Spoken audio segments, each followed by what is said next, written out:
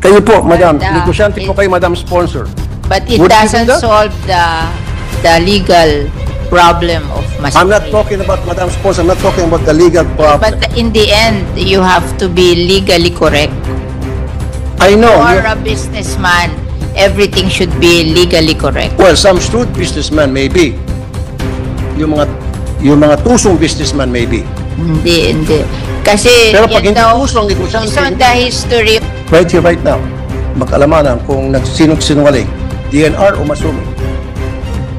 Kung gusto mo, magpaano pa tayo, lie detector test, where? polygraph test, para malaman kung sino sinungaling. Ito na nga, Senator Raffy Tulfo at Cynthia Villar nagkasagutan sa Senado. Pero bago ang lahat, maaari kayong mag-subscribe para maging updated sa mga issue at bagong mga balita. Nagkasagutan at nauwi sa personalan ang interpelasyon ni Senator Tulfo at Villar ukol sa mga negosyanteng tuso. Raffy Tulfo, hinamon ng lie detector test si Villar upang magkaalaman kung sino nga ba ang totoong nagsisinungaling. Narito ang buong detalye. Metropolitan Manila, Metropolitan Waterworks and Sewerage System Regulatory Office, and the Local Water Utilities Administration, and recognize the sponsor and chairperson of the Subcommittee B of the Committee on Finance, Senator Cynthia Villar, for her opening statement, and later to interpellate Senator Raffy Tulfo. I so move, Mr. Is President. there any objection? Hearing none, the motion of the majority leader is carried. We recognize the distinguished sponsor of the measure, Senator Cynthia Villar, for her opening statement, and followed by Senator Raffy Tulfo to ask his questions. Mr. President, dear colleagues, at this juncture, I'm ready to defend the proposed 2025 budget of the Department of Environment and Natural Resources and its attached agency. The department's contingent, led by Secretary Tony Yulo Loizaga, is here with us in the plenary.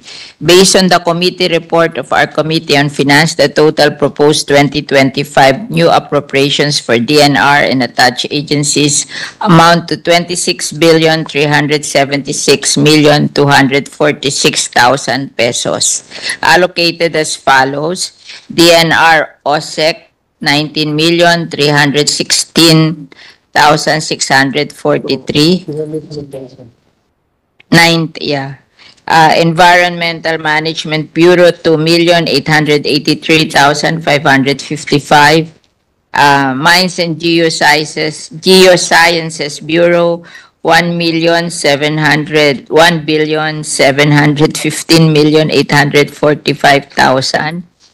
And NAMRIA 1,883,554. 883,554,000. National Water Resources Board 259,877,000.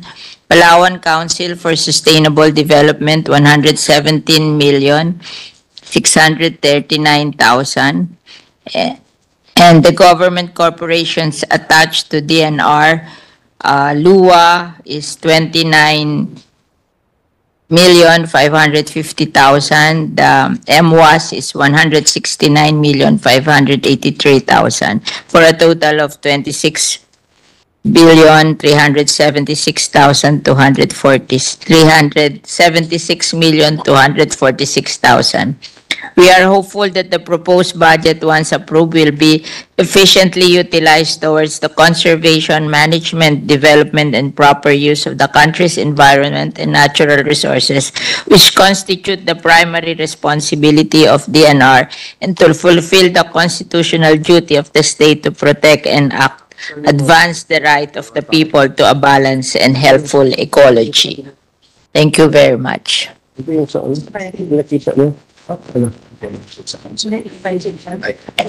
Ito ba tanong niya? Masungilan?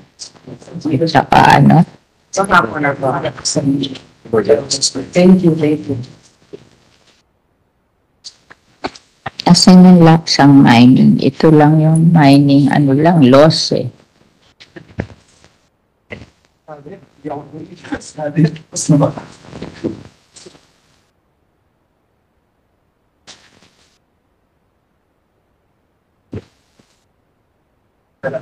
that it, the distinguished sponsor?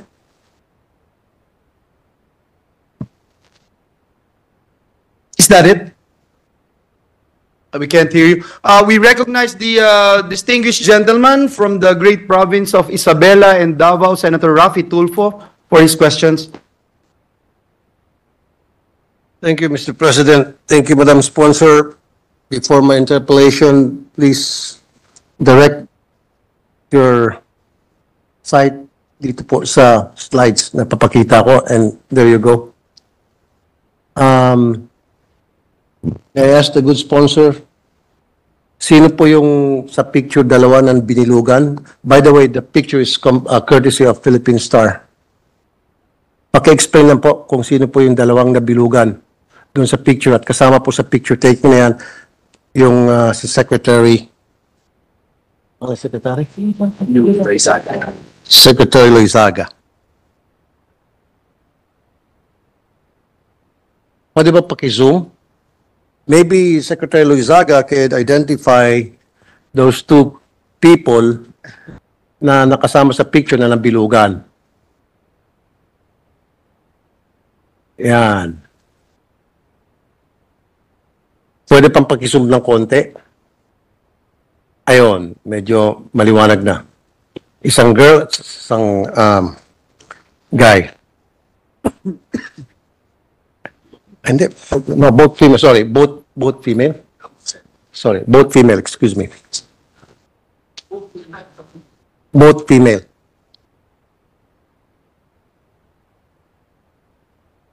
During the launch of Project. This is during the launching of Project Transform. Pwede bang paki-identify po, Madam Sponsor, kung sino po yung dalawa sa picture na binulugan? This was an event in Rizal.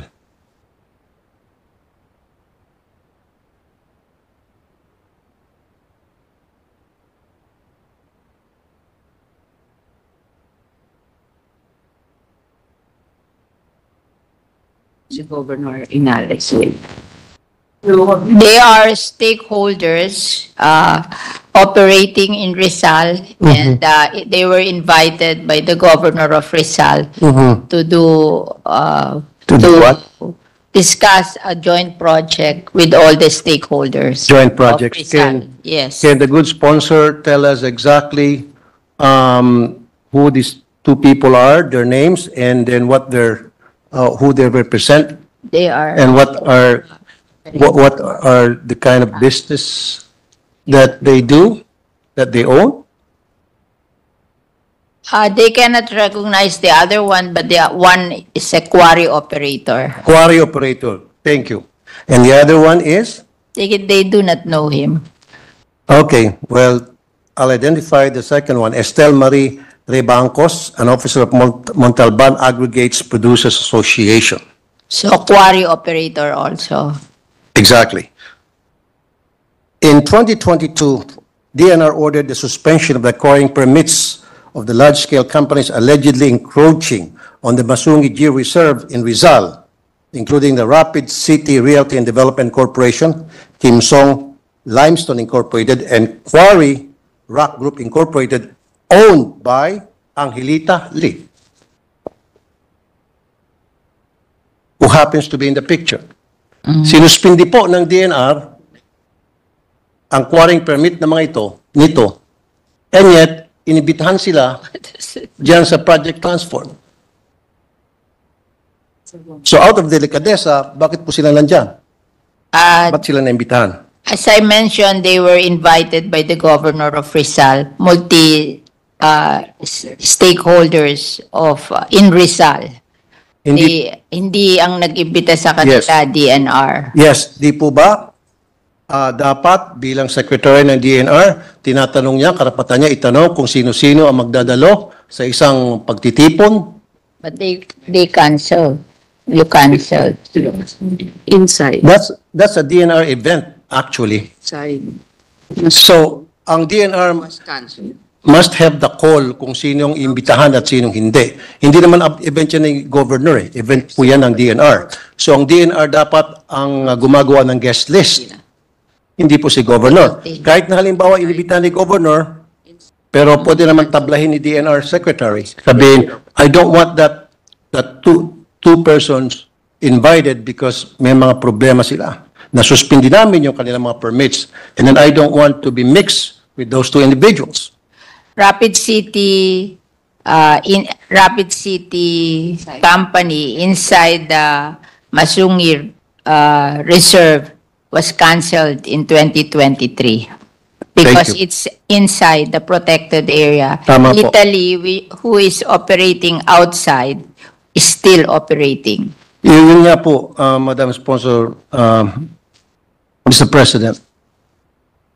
Nagkaroon ng event ang DNR. Now, syempre, ang DNR may control doon sa guest list, doon sa mga taong imbitahan nila o hindi. Okay, sinasabi ng DNR, those two people were invited by the governor. Pero, The governor of Rizal. exactly. Pero sila pa rin may control kung sino ang papupuntay nila o hindi, regardless kung invited the governor, because that's an event of the DNR, that's not an event.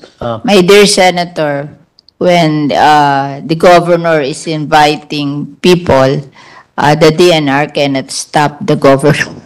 No, but That's the reality of life in the Philippines. Like for me, if I am in Las Piñas and the mayor of Las Piñas will invite people, I cannot say that, look, I don't like these people. You don't do that. No, ma'am. Kasi kung ako po ang nasa sitwasyon dyan at ako po ang secretary ng DNR, ako po ang may call kung sino yung mga guest na papasok. Pwede ko pong harangin yung mga taong ayaw kong papasukin regardless kung yan ay kasama ni governor. Siguro naman may mga PA siya o EA na magsasabi sa kanya, sorry po, Gob, wag muna natin siya isama kasi may problema po yan. The governor cannot do that. Well, I mean, Nandiyan I'm a po ba yung governor? politician. You don't do that when you're governor. Well, I'm also a politician, but yeah, I have the right. what's good is that the Rapid City was cancelled because it's inside a protected area. I know. Italy was not cancelled because it's operating outside the protected area. Madam Sponsor, Mr. President, ulitin ko. At sasabihin kong dahilan kung bakit ko pinakita yung picture na yan. Nagkaroon ng event ang DNR. Project Transform. Now, before I proceed, nandyan ho ba si Gob? Si Governor Henares? Nandyan po siya? Okay. Exactly. So, bit-bit ni Governor. Pero, if I were the secretary, meron naman sigurong karapatan magsabi, Gob, pwede ba? Wag mo muna natin isama yung dalawa. Magkakaroon tayo ng picture taking at baka magkakaroon ng kulay out of delicadeza kasi may problema yan. Ayaw ko makahalo-bilo mga yan dito. Siguro naman si Governor magsasabi, of course, kasi event nyo ito, gagalangin ko yung request mo. I don't think the Governor would say, no, hindi pwede, bisita ko to eh. I don't think the Governor would say that. Don't think the governor will say that, but Exactly. In his mind, he cannot say, like, if you're a constituent in the province, you cannot say it directly to your constituent. Oo. So that Kahit means, na gusto niyan sabihin, hindi niya, yes, so that means the Governor has a say on environmental regulations. not But this is- necessarily. Therefore, may karapatan ng DNR na tumanggi kung sino yung mga bisitang ayaw na papasukin niya sa event nila. Because that was a DNR event.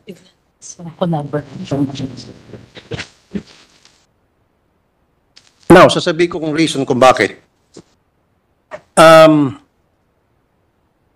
DNR is set to cancel the contract of Masungi Georeserve Foundation Incorporated over Marikina Watershed. They might have the right to do so legally, but morally, no. Some people who say that. They have the legal right to do it, but it is not in accordance to good practice. Sisibakin nyo yung masungi and then papasok ng project transform na kasama dyan ay itong dalawang mga grupo na sinuspindi ang permit ng DNR. At hindi man lang inibitahan yung mga taga-masungi sa gathering na yan. No, Litali is operating outside Masungi. Kaya nga po, The other one lang is operating inside Masungi, and their permit was canceled. Yes, Madam Sponsor, Mr. President. Meron ho bang invited dyan ang taga-masungi?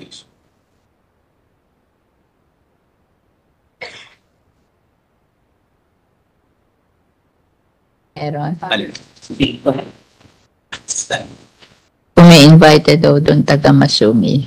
They were invited, ma'am, but they didn't. Bukod sa hindi invited yung masungi, wala rin pong representative na indigenous tribe leaders and watershed NGOs. They said that this They were not is, as well invited. Ang imbitado lamang yung dalawang personality na binanggit ko na meron pong problema sa DNR, mismo DNR na nag-cancel na kanilang permit in 2022. this is a transdisciplinary approach towards natural reserves, conservation, and resilience through multi-stakeholder collaboration. Disciplinary. So, nag-invite po sila dun sa Masungi, na taga-Masungi, hindi nagpunta, pero yung IPs may nagpunta. No, they were not invited, Madam Sponsor. Now, you did mention about disciplinary so-and-so. So, dinisiplina itong dalawa at inibita matapos sila disiplinahin. Kung, if they were disciplined, then they should not be there in the first place. Why were they there? Bakit po hindi inibitahan yung Masungi? No, Masungi wasn't invited. Not even the indigenous tribe leaders, maging po yung mga watershed NGOs. Ang in-invite lang yung mga nasuspindi o sinuspindi ng DNR. Sinuspindi ang mga permit dahil sa quarry. Ang ito lahat na invite. That way, pero ito yung They have a list of those invited, and one of them is the indigenous people mandatory representative in Tanay, Rizal. Saan po dyan at anong pangalan po ng mga indigenous people representatives? Saan po? Can you give me the names? Madam Sponsor, Mr. President? They will give the attendance record to you, the list of the attendance record to you. You will be furnished. Kasi nga po, Madam Sponsor, Mr. President, sana man lang, out of courtesy and respect sa Masungi, they should have been invited. Kasi nga po, yung Masungi Geo-Reserve, napakaraming awards po natanggap yan.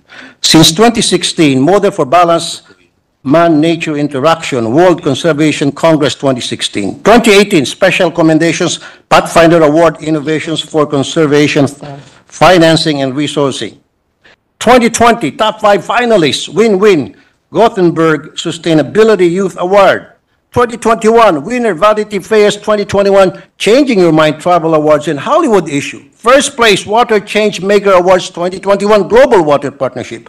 Warriors of the Year, Esquire Man of at his best 2021. Heroes and Mavericks.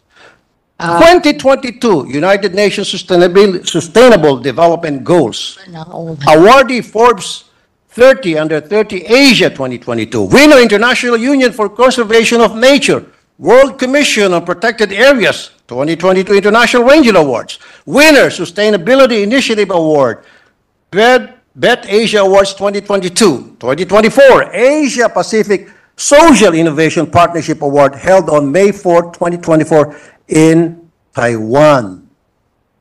Impeccable record meron po itong Masungi. And yet, ang DNR is set to cancel their contract. Like I said, they might have the legal right to do so. But hindi man lang nila kinonsider itong awards na natanggap na Masungi. Therefore, they're more than qualified na But there, the land is a protected area owned by the government. It cannot be given to any private entity. how about a Project Transform? Project Transform would benefit from the knowledge and experience of Masungi already has. Yeah. Kung tutuusin. But they They should have cannot been own the invited.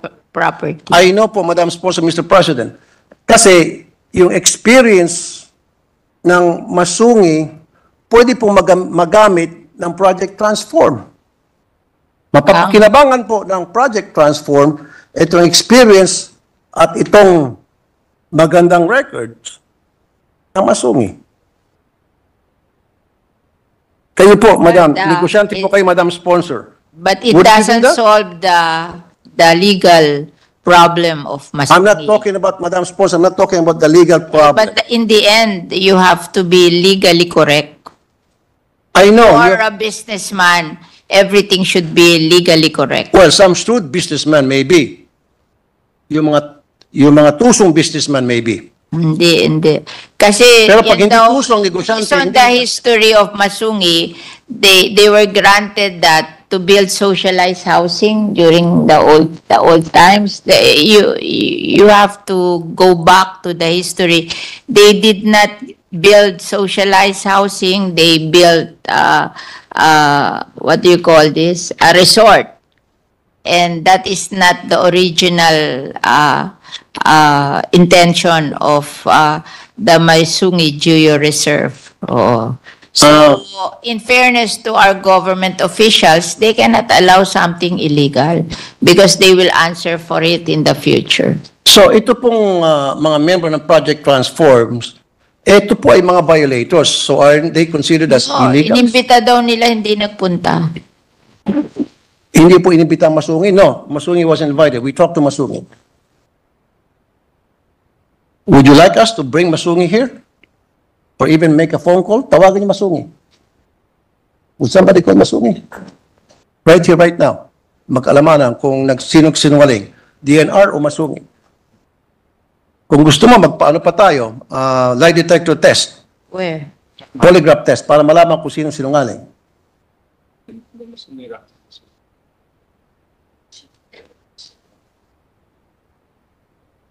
Of the Masungi Rock. Meron ba kayong pinadalang sulat? The Masungi Rock Management Council was invited and Masungi Geo Reserve is part of it. Well, show us proof, like letter of invitation. Kasi siyempre, pag in-invite sila, hindi naman verbal lang yan. Yan po'y pinapadala sila ng sulat. Nasaan po yung sulat na they were officially invited, not just verbally? Can you show us? Yeah. Where is it? Right. Invitation natin sa council will kayo rin provide in hand. We will provide you the invitation to the council of which Masungi Geo Reserve is a member. No, what I'm saying is a letter of invitation which Yes, would they're looking for indicate it. that they were officially invited. Without that letter, parang hearsay lang, na-invite kahit na hindi. At siyempre, sabihin ng Masungi, we weren't invited. At sasabihin po ng DNR, yes, you were invited. So, paano natin malaman kung sino nagsabing totoo o hindi? Dapat may invitation letter and then we receive. Mr. Tulfo, Senator Tulfo, they have a copy of the invitation. Can we see that? Forward it to you. Okay? Oh. That's good enough. Ilang nila dala ngayon, but they will forward it to you. Now, moving on. Next time naman kasi, kayo din sa DNR, pag meron kayong mga project, gawin nyo naman malinis po yung mga project ninyo. Gawin nyo naman pong malinis po yung mga intent ninyo kapag kayo po ay nagsibak ng mga grupo. Ayusin nyo naman po. Huwag naman yung parang lokohan para sa akin. I'm sorry for the word. Kasi para sa akin, Masungi should have been invited. Tingnan na natin itong award, mga award na natanggap nila. Isn't this enough? Aren't these enough? These awards? International awards ito. Hindi yung award lang na hausyaw na dito lang gawa-gawa ng kung sino-sinong grupo. These are international awards, well known.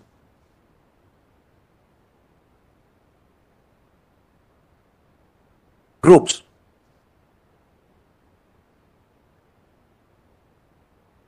They should be included, but in the end, you cannot give a land owned by the government to a private. I'm no longer, Mr. President, Madam Sponsor, I'm no longer questioning that.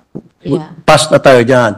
Ang sa akin lang, yeah, sabi ko nga, they might... They will give you the invitation. It's just that it's not with them now, but they will send you. And then on top of that, babalik ulit tayo na sana hindi nila in-invite yung dalawang sinuspend nila yung permit. Now, sabi nyo kanina, you did mention na yun ay isang gathering ng disciplinary something. Can you repeat again? It's a gathering of disciplinary... Multi-stakeholder collaboration to rehabilitate the area together with LGU. The stakeholders plan and identified projects to be implemented. Na-mention niyo po kanina, Madam Yeah. Sponsor, Mr. President, yung word disciplinary.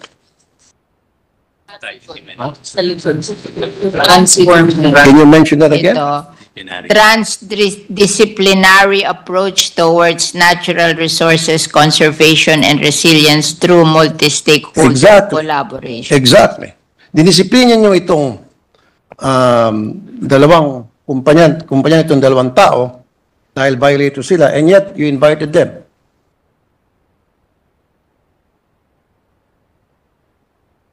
Baka mahilig mag-attend.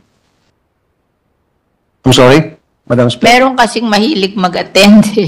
Merong ibang hindi mahilig mag-attend. Ayun, sino po yung mahilig mag-attend? Siguro itong dalawang to mahilig mag-attend. Exactly.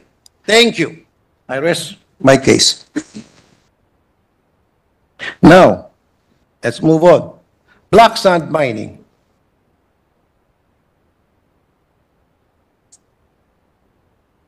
FOI muna.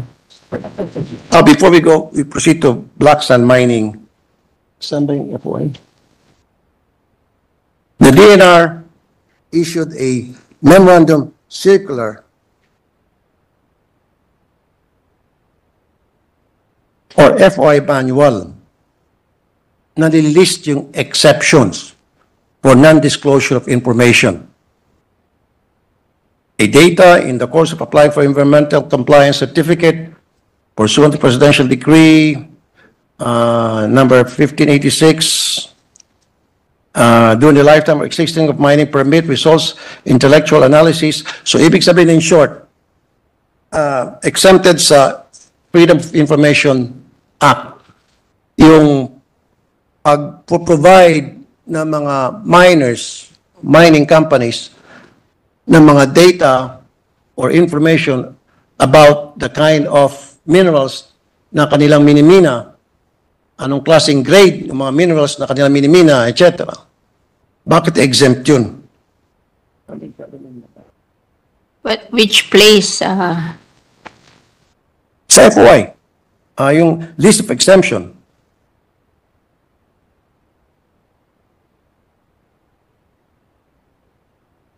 What's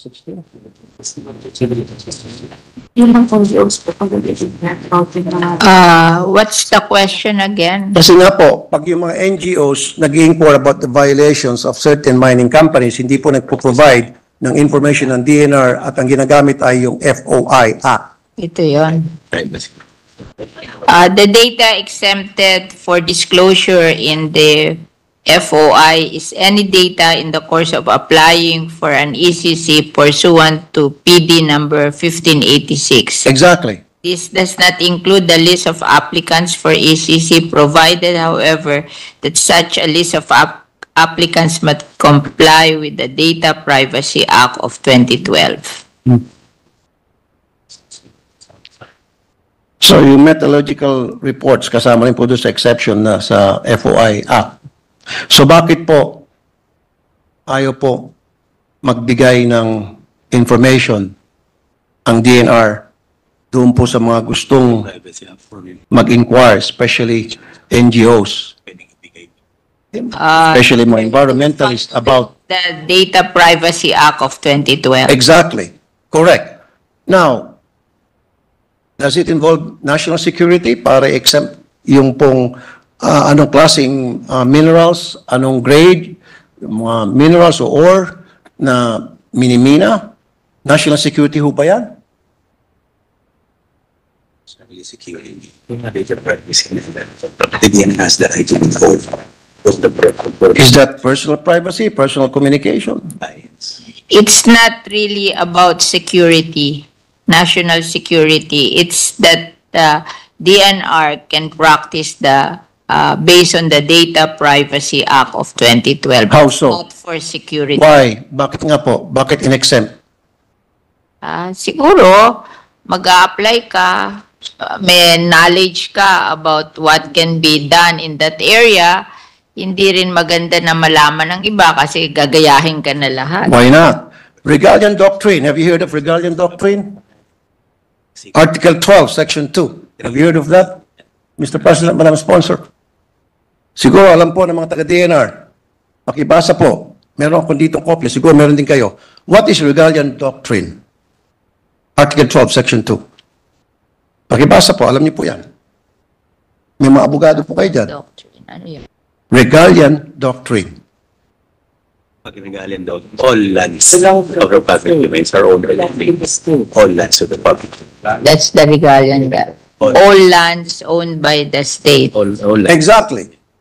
Shortcut. All lands of the public. So therefore, kung yun ay pag-aari ng state, ng estado, may karapatan ang lahat ng Pilipino na malaman, magkaroon ng impormasyon tungkol sa mga bagay-bagay na kung saan ay may nakikinabang dyan o may nag-explore dyan o mayroong mga humukay dyan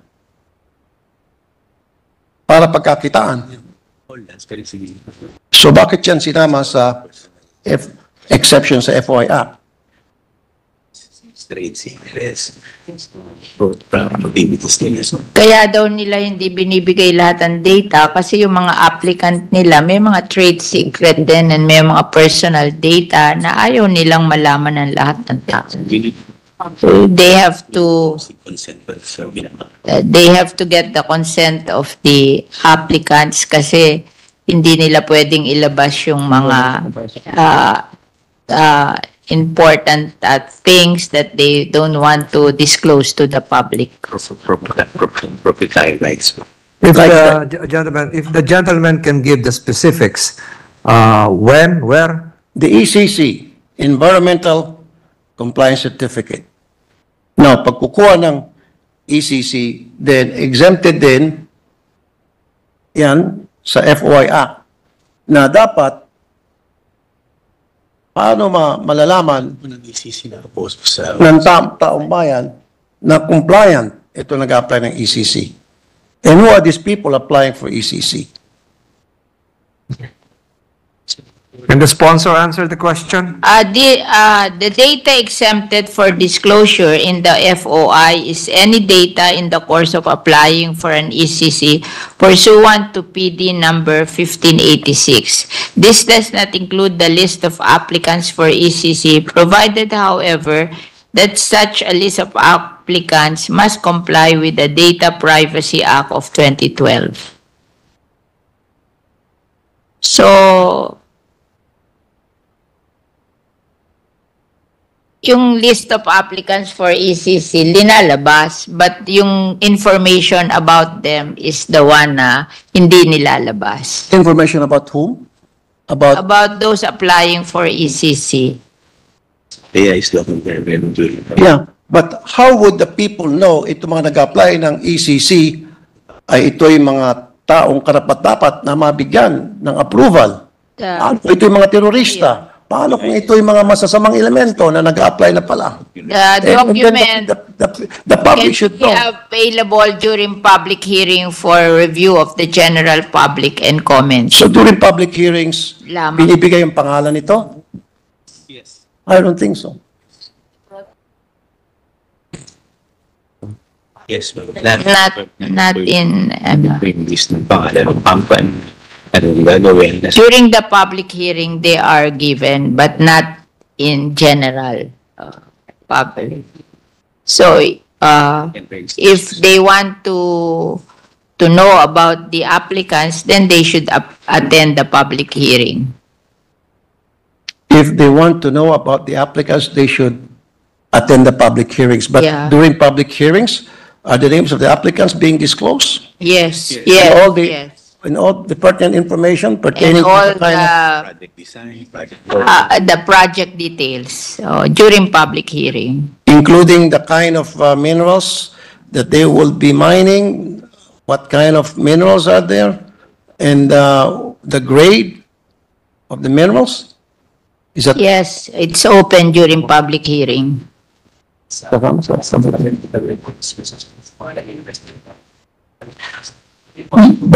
But during public hearings, if it's true that's being disclosed, how come pag yung mga NGOs humingi po ng mga information tungkol po sa mga mining all stakeholders. activities, sila po hinaharang at hindi po sila binibigyan. That has been the long-standing complaints of some NGOs. But they are invited to they can attend the public hearing.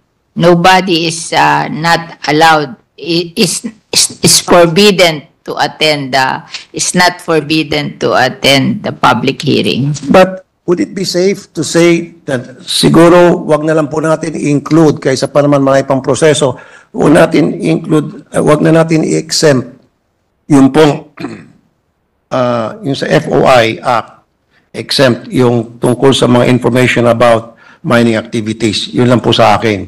Yun lang pong ipinating sa akin ng complaints of some environmentalists.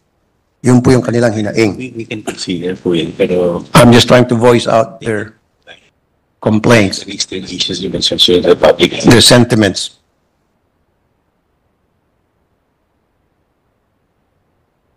Now, let's move on po sa black sand mining. Ano na po ngayon ang status ng black sand mining sa Pilipinas?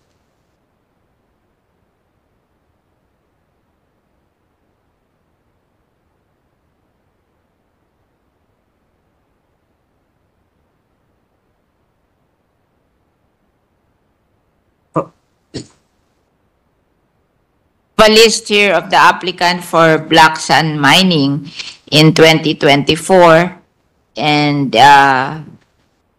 in CAR there is none. In Region 1 there is the Abra River, and then in Region 2 JDVC Resources Corporation and Peñel Resources Mining Corporation. And then in Region 3, no observed black mining. Region 4A, no black sand mining. In Mimaropa, no black sand mining. In Region 5, no black sand mining. In 6,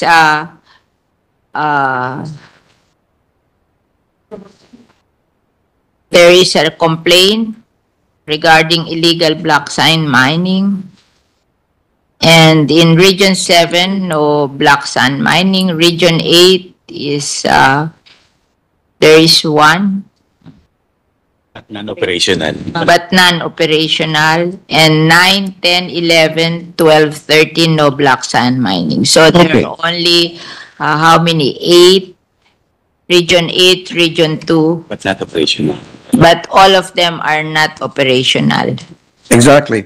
So paano po malalaman ng DNR na wala na pong black sand mining sa iba't ibang lugar sa Pilipinas? Yung regional office namin. What kind of monitoring do they do? Activities there. The regional offices of DNR are required to monitor, and they report if there is black sand mining in their areas. They record. Okay. Alam niyo po siguro yung tinatawag na dredging? Yes, yes. Okay. So, kumukuha po ng permit yan sa LGU, usually sa governor or mayor, para maghakot ng buhangin. Tama po? And sasabihin na yan po ay dadalhin sa Manila. Sa Manila Bay, usually ang binibigyan na reason para sa reclamation. Right?